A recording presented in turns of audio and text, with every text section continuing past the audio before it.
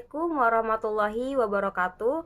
Perkenalkan, nama saya Dita Fitria, NPM 20510404200. Saya dari Prodi Ekonomi Manajemen Bisnis Syariah kelas B semester 4. Di sini saya akan menjelaskan 3 materi dari mata kuliah manajemen operasi. Materi yang pertama yang saya bahas yaitu manajemen proyek. Apa itu manajemen? Manajemen yaitu mendefinisikan manajemen sebagai sebuah proses perencanaan, perorganisasian, pengontrolan sumber daya untuk mencapai sasaran secara efektif dan efisien. Manajemen dan proyek tentunya saling berhubungan. Makna dari proyek itu sendiri yaitu usaha atau pekerjaan sementara yang dilakukan untuk membuat sebuah produk yang berkualitas baik. Jika kita sudah mengetahui makna dari manajemen dan proyek, kemudian jika keduanya disatukan akan mempunyai makna satu, yaitu perencanaan, pengarahan, dan pengendalian sumber-sumber. Sumber-sumber di sini yaitu manusia, peralatan, dan material untuk memenuhi batasan teknis, biaya, dan waktu dari proyek. Nah, inilah sebenarnya manajemen proyek ini dibutuhkan. Jika seseorang ingin proyek itu lancar, sesuai dengan rencana, sesuai dengan waktu yang dibutuhkan, di dalamnya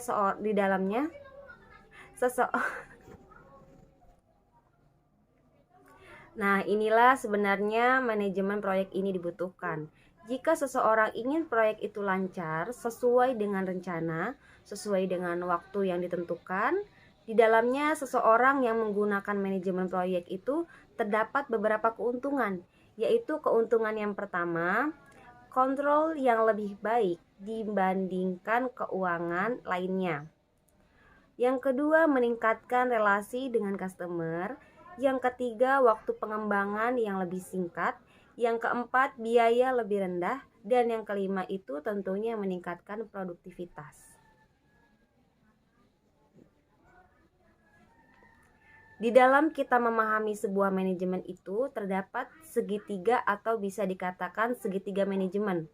Ada lingkup, ada waktu, dan ada biaya. Di dalam lingkup ini kita tahu apa saja area pekerjaan yang bisa dilakukan dan jangan sampai kita melewati batas tersebut. Karena jika kita sudah ditentukan di mana saja area tersebut dan kita melewati batas tersebut, itu akan mengganggu efektivitas jadwal tersebut. Lalu yang kedua itu ada biaya. Biaya yang penting dikarenakan ketika ingin mengerjakan sebuah proyek, perhitungan cost atau biaya itu sangat sensitif. Karena sedikit pun biaya yang dikeluarkan itu harus diperhitungkan. Karena itu mempengaruhi dari kualitas proyek dan kualitas sumber daya tersebut. Dan yang selanjutnya yaitu ada waktu. Bagaimana cara kita untuk memanage pekerjaan supaya hasilnya terlihat menjadi lebih baik? Kita harus tetap memperhatikan waktu yang sudah ditentukan agar proyek tersebut berjalan dengan baik dan hasilnya lebih maksimal. Di dalam manajemen proyek ini ada yang namanya manajer proyek. Tugas manajer proyek ini cukup berat karena dia mencangkup seluruh esensitas dalam proyek tersebut, dimulai dari perencanaan dan sampai selesai. Manajer itu harus tahu proyeknya itu bagaimana, hasilnya nanti bagaimana, modalnya dari mana, dan dia harus lebih aktif untuk menjalankan proyek tersebut. Tugas manajer proyek ini adalah mengawasi dari proyek itu sendiri dimulai sampai selesai. Baiklah, lanjut ke materi yang kedua yaitu peramalan atau forecasting.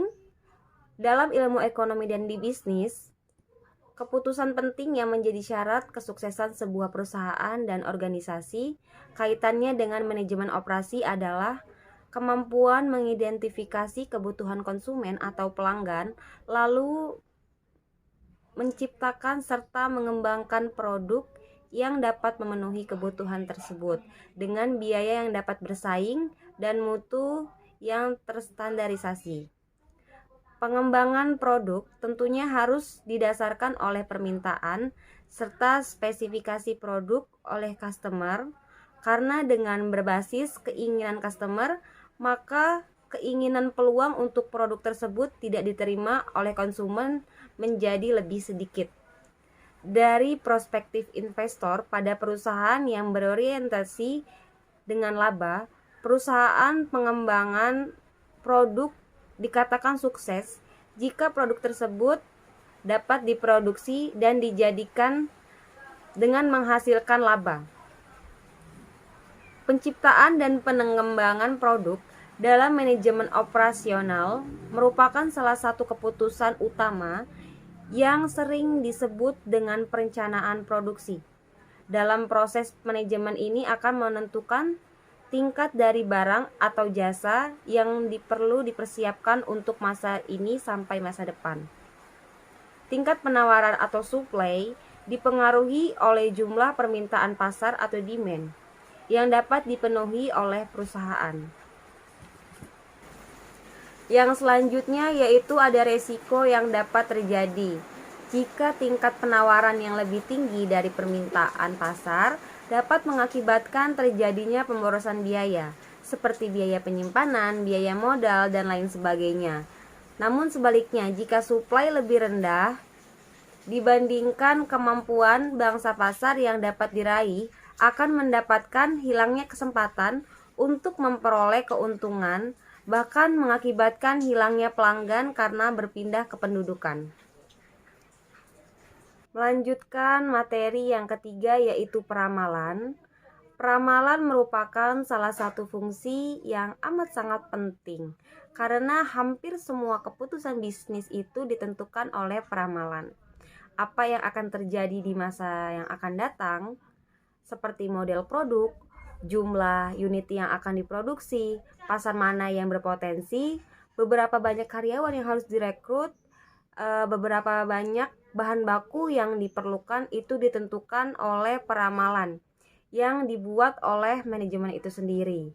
Tentunya kita sering mendengar peramalan-peramalan seperti peramalan cuaca, peramalan zodiak, dan lain sebagainya. Bahkan peramalan ini digunakan di dalam dunia trading untuk menggunakan analisa di dunia trading tersebut. Bahkan untuk menganalisa keuangan APBN negara itu menggunakan metode peramalan. Yang selanjutnya yaitu ada pengendalian kualitas, di mana dimensi kualitas menjadi sangat amat penting jika kita itu menjual sebuah barang atau produk. Karena seperti orang bilang, ada harga ada kualitas, seperti itu. Perencanaan kualitas ada yang namanya struktur perencanaan kualitas, di mana struktur perencanaan kualitas ini terdiri dari beberapa opsi. Yang pertama itu ada perencanaan kualitas itu sendiri, yang kedua ada pengaruh pasar, yang ketiga ada perencanaan kualitas pada tahap proses dan pengendalian produksi. Yang selanjutnya yaitu ada perencanaan kualitas pada tahap proses desain, dan yang terakhir yaitu ada proses pembaharuan, seperti itu. Yang selanjutnya ada dimensi kualitas produk. Yang pertama itu ada performance, yaitu yang dari utama sebuah produk. Apa sih keunggulan dari produk itu tersebut? Nah, itu yang dimaksud dengan performance. Yang kedua yaitu ada features, karakter sekunder dan tambahan yang tampak. Misalnya ada pada jam tangan yang water resist, seperti itu yang dinamakan, yang itu contoh dari features gitu. Yang ketiga yaitu ada reliability, yaitu adalah konsistensi dari performance, seberapa lama barang itu dapat berfungsi, itu yang disebut dengan reliability. Yang keempat itu ada conformance, ini adalah ketelitian atau sebuah produk. Contohnya itu adalah kita pernah menemukan sebuah panci. Nah, itu tuh pegangannya itu agak geser gitu. Nah, berarti itu konfirmasinya kurang. Seperti itu ya. Yang kelima itu ada durability. Durability itu adalah ketahanan atau kemampuan produk untuk bekerja atau digunakan berulang kali dalam durasi yang amat panjang, seperti itu. Ini sama saja dengan daya tahan sebuah produk. Itu yang dimaksud dengan durability. Yang selanjutnya yaitu ada manfaat menjalankan konsep kualitas. Yang pertama itu adalah menjamin kepuasan konsumen. Yang kedua yaitu melakukan proses operasi dengan cara yang efektif dan efisien. Yang ketiga yaitu meningkatkan daya saing organisasi. Yang keempat menanamkan budaya yang berkelanjutan. Dan yang kelima itu meningkatkan kesadaran lingkungan. Mungkin cukup sekian penjelasan yang bisa saya sampaikan dari 3 materi ini. Apabila ada kesalahan, saya mohon maaf. Saya akhiri, wabillahi taufik wal hidayah. Wassalamualaikum warahmatullahi wabarakatuh.